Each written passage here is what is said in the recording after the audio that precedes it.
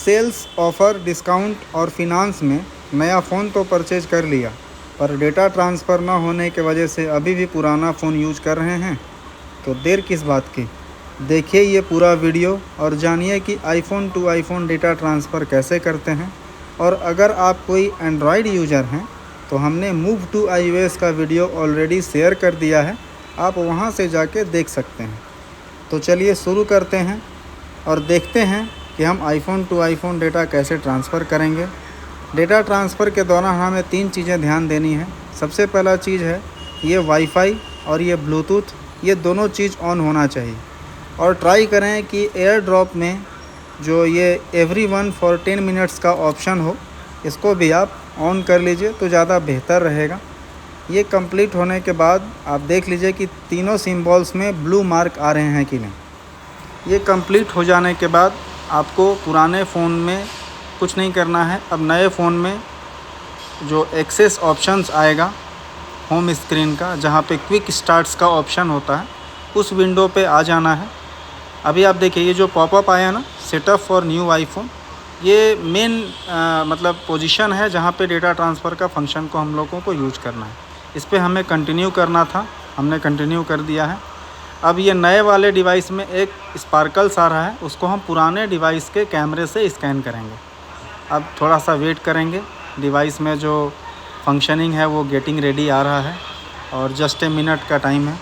ये प्रोसेस होने के दौरान आपको थोड़ा वेट करना है। ये कंप्लीट हुआ, अब आ रहा है सेटअप फॉर मी और क्रिएट न्यू चाइल्ड अकाउंट। तो अगर ये डिवाइस आपको खुद से यूज करना है, अपना ही डेटा शिफ्ट कर रहे हैं आप, तो आप सेटअप फॉर मी में जाइए। ये कंप्लीट होने के बाद देखिए भी आ रहा है सेटअप योर आईफोन। तो ये जो प्रोसेस है, इस दौरान आपको थोड़ा सा पैसेंस रखना होगा, क्योंकि ये एप्पल सर्वर पे एक्टिवेशन हिट करता है, तो इसके लिए थोड़ा सा पैसेंस रखे हुए। और अगर आप इस वीडियो में नए हैं, मेरे चैनल पे नए हैं, तो आपसे प्लीज़ रिक्वेस्ट है कि मेरे चैनल को सब्सक्राइब करें।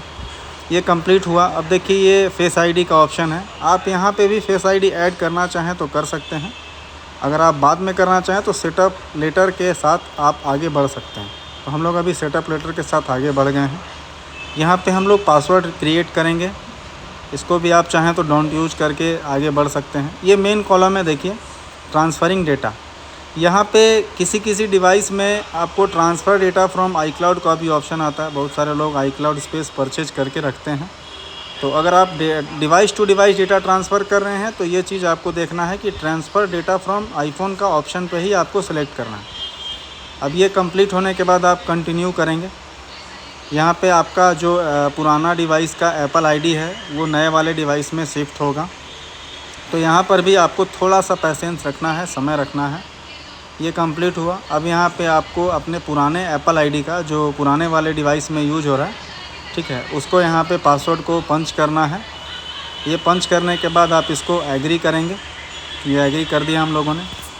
ऊपर जो रिफ्रेश का ऑप्शन है वो राउंड एंड राउंड मूव कर रहा है, मतलब आपका जो पासवर्ड वेरिफिकेशन है वो चेक हो रहा है कि पासवर्ड आपने जो डाला है वो सही है कि नहीं। यहाँ पे आने के बाद अब हम लोग इसको कंटिन्यू करेंगे, लेकिन आप चाहें तो चेक कर सकते हैं कि क्या क्या चीज़ें इसमें ट्रांसफ़र हो रही हैं। जैसे कि अगर आपको हम सिंपल भाषा में बताएं तो इसमें व्हाट्सएप डेटा, आपका कॉन्टैक्ट नंबर, फ़ोटोज़, वीडियोज़, जो आपके टेक्स्ट मैसेजेस हैं, और सबसे इम्पॉर्टेंट चीज़ आपका जो व्हाट्सएप का चैट हिस्ट्री होता है वो भी इसमें ऑटोमेटिकली ट्रांसफ़र हो जाता है विदाउट एनी बैकअप। आपको कोई बैकअप लेने की ज़रूरत नहीं है, वो चाहे 2 GB का हो या 10 GB का, ठीक है। इसके अलावा एक दो चीज़ और ध्यान रखिए, आपका जो डिवाइस है नया वाला, वो अभी जो लेटेस्ट iOS वर्जन चल रहा है उसमें अपडेटेड हो, तो मोस्ट प्रोबेबली ये चीज़ आपको ध्यान देना होगा। अगर ना हो तो आप पहले पूरे डिवाइस को सेटअप करिए, उसको अपडेट करिए और फिर से उसको रीसेट कर दीजिए, और फिर जैसे नए फ़ोन को सेटअप करते हैं ना, वैसे आप करेंगे। अब ये सीरी का ऑप्शन को हम लोगों ने लेटर कर दिया। अब देखिए ये दोनों स्क्रीन पे ट्रांसफ़र डेटा टू आईफोन का ऑप्शन आ चुका है।